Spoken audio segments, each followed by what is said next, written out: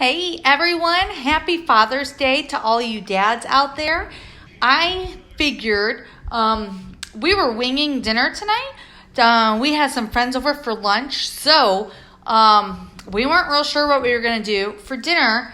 And I had some of the boneless, skinless chicken thighs, the individually quick frozen ones.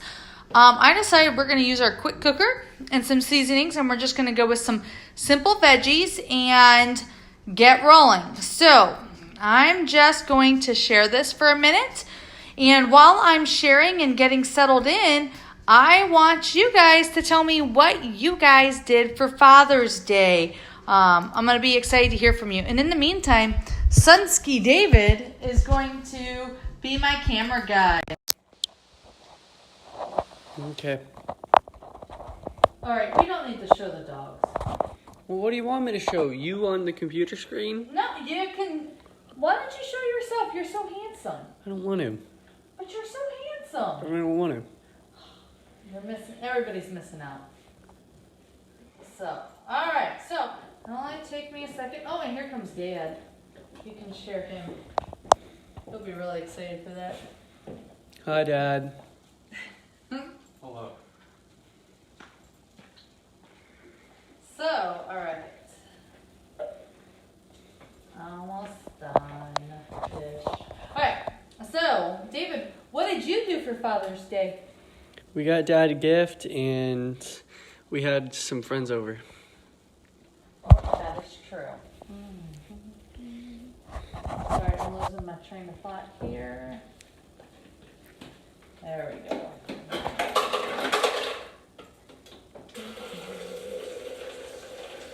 All right. Why don't you tell them about our yummy cookie cake that we made? Because I just made a boo-boo. It's right over here. It's almost gone. It was really good. Yeah. David, you are horrible at this. You are. You did a good job helping with it, didn't Yeah. You did help make it. We added a little too much flour. It is a gluten-free cookie cake. So, all right. Let's go. We got 2 people watching. No one now. Oh, 1. Doesn't say who it is. Yeah, that's okay. All right, let me close this. So, I've just plugged in the quick cooker. You turn it to open. You hear the little sound. Pull off. I store my ceramic pot and my stand in there, so I always have to pull that out. And pardon the mess on the rest of the counters. We didn't totally clean up, but that's okay. That's living at the Lee's house. All right, so I can pop these in here. I'm going to. What are you doing? I'm not ready. Well, I am. Well, do you want it seasoned? We can season it after. Oh no, you gotta cook the flavor in.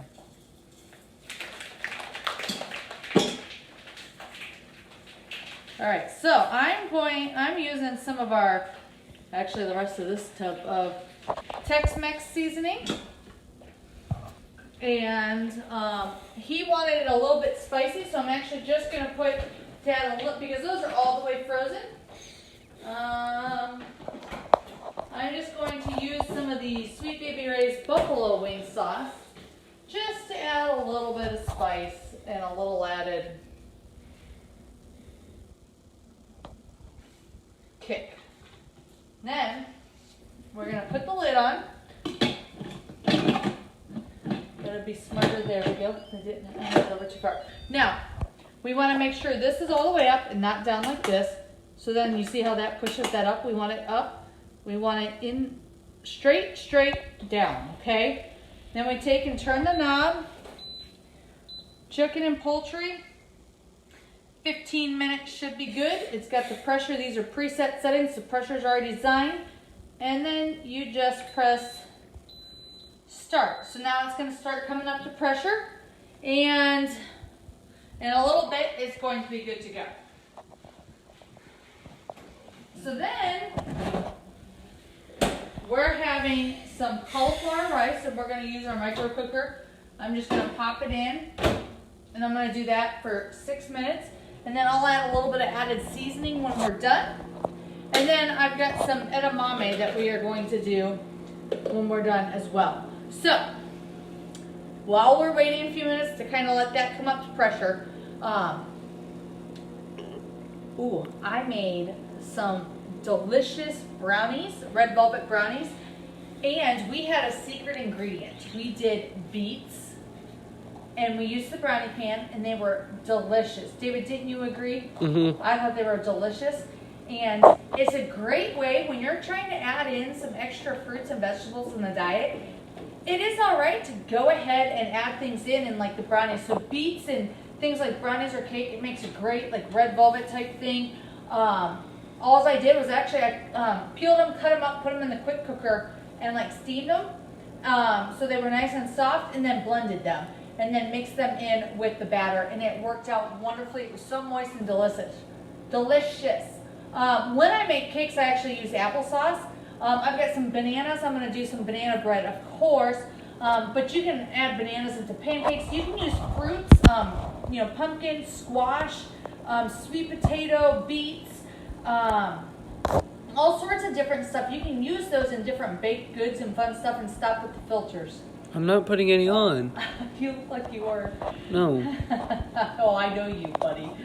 I only do that at the end. Only at the end. So, but those are fun little ideas to incorporate something just to be able to add it in, because I know sometimes it's hard to get people on board with adding in a little bit of extra fruits and vegetables, but it is a great way to help keep yourself a little bit healthier and minimize the added fats and sugars, because it's going to end up adding some extra flavor as well. I don't actually taste the beets. It's not that earthy flavor. Once you figure out how to cook with certain foods, it's great. We have had some questions about stoneware, why stoneware, benefits of stoneware, all sorts of fun stuff. I use stoneware all the time. This is our entertaining set. I use it for, veggie trays. You can actually bake on these. They are easy to clean. They are easy to use. These ones are fully coated, so that way you can't actually use soap on them, wash it off. But they're beautiful, and they still function the same as stoneware. So they're still going to cook evenly from the outside in. They're going to make sure, so when you do things like cookie cakes or brownies or other stuff, you're not having the outside overdone and the inside not done. Everything's going to be the same amount of doneness. So it's evenly cooked. You're not having burned bottoms and undone tops. So like when you're doing biscuits or crescent rolls, anything like that. So when you're making meats and other stuff, in our deep covered baker, you can do a whole chicken in 30 minutes or less, or you can do pork tenderloin in 10 minutes. Super easy, super tender, because the microwave is like a moist heating method. So that way you're actually keeping the moisture in. Same with the pressure cooking, you're using moisture, so it's actually keeping moisture in, and it's helping to keep the nutrients in as well. So those are fun things. So stoneware is microwave safe, it's oven safe. You can put it in the fridge or freezer. You never want to go from extreme hot to extreme cold to extreme hot. So you want to keep that in mind when you're cooking with it, because it can create thermal shock and crack your stoneware, and we don't want to have that happen, because they do have a 3-year guarantee, and they are fabulous. So those are just some little notes to take away. Once you start cooking with stoneware, you will love it. I think my cookies are more tender. I love being able to use it. I do love my metal sheet pans. I think they are fabulous. The nonstick coating is beautiful. They actually cook almost as good as stoneware. I love them for different reasons. But that's just me talking about that. And it should be, see, it's not quite come up to pressure. The button's not all the way up yet. It's still thinking. So, but does anybody have any questions? Is anybody joining us? Has anybody told us what they did for Father's Day yet? Angie just joined, and no. Angie who? Harold. Oh, okay. Good. I know a lot of Angies. That's why I had to ask. I know. So, anyways, so the rice, cauliflower rice is just finishing cooking, and it's going to be great. I think we're going to add, I'll let David pick out, maybe I'll make some type of little spicy gravy or something. It'll be yummy. And then we'll do our edamame, and we'll add a little bit of salt and maybe some Parmesan cheese on it to add some additional flavor. What do you think, buddy? I don't know. You don't know. He's tired. I woke him up at 8:30 this morning. It was way too early. So, anyways, guys, I really just wanted to do a quick demo today. I know a lot of you guys are still celebrating for Father's Day. We've done all sorts of fun little treats. You know, this weekend I've done, like I said, I did those red velvet brownies using the beets. We also did a red velvet cupcake using the beets, which both were wonderful. I made it where there was not a lot of added sugar. Same with the cookie cake. I made it gluten-free and we did minimal added sugar. It called for a little too much flour, so it was drier than I would like, so I will tweak the recipe next time. I followed a recipe that I had not followed before because I'm still playing around with some of that, but we love cookie cakes at our house. But it was super easy, and of course you notice how easily it's coming off on the stoneware, and David can show you, my amazing cameraman. Stoneware cookie cake. I already did. I know, but I was talking about how it doesn't stick to it. So, alright, so anyways, oh good, we can take the other thing out. But anyways, you guys hopefully will have an amazing rest of the amazingly awesome rest of the Father's Day. But here was. I still think I might want to cook it a little longer because I like my cauliflower kind of mushy. So once that's all done, I'll put it in a little bit longer. So, well, if anybody has any questions, please sure to comment as you come in and watch the replay. You can share what you guys did for Father's Day. And I'm glad to answer any questions you might have about the quick cooker. I will post a picture of the dinner completed once we're all done. But this was one of those things, I literally threw it together. And the nice thing with the quick cooker is even when you have foods that are still frozen or last minute type thing because you weren't thinking about it earlier, you can totally do something like throw it in the quick cooker and have a great meal fast, and makes it way easier to deal with and plan I should say. But have a great day, and we'll talk to you guys later.